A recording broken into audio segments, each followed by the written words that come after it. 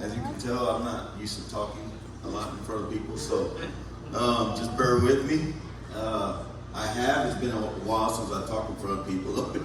I'm Felix, aka Pit Stop. I'm the sergeant at arms at the Motorcycle Ministry. I started this ministry about 4 years ago as the president brought it here to Oklahoma, and it's been 4 years since. God's been blessing that ministry.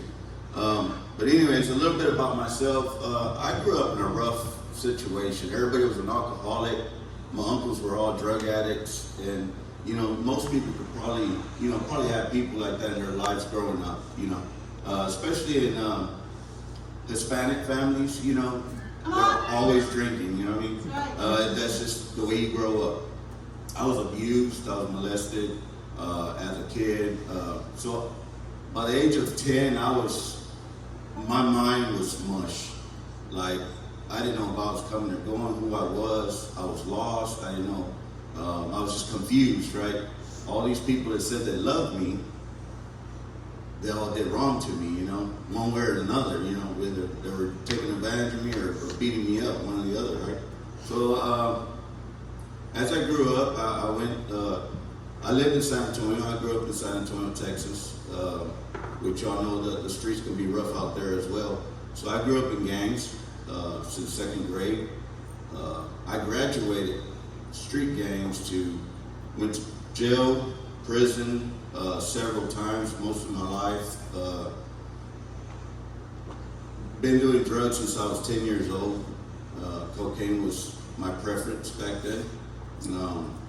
So that's pretty crazy, right? At 10 years old, you're doing cocaine and with no parents around knowing what you're doing. It didn't matter if I came in or not. So I was just trying to make a life, try to figure out what's going on. I would see everybody else, they had families, all that, right? So it was just chaos in this right here. And I still battle with this because sometimes you just don't feel like you're enough. And that's my battle. I battle every day with it, but I know that the Lord has a plan for me here. That's right. And every day I step forward as a man of God and pray and say, God, I know I'm enough. You say so, right? So yeah, in and out of prison, all that, 30 years in drugs. I hit the county jail in Fairview, Oklahoma with my wife, which is sitting right there. Come on, John! At the time, she was just my girlfriend, and man, her testimony with me really blows my mind why she stuck around.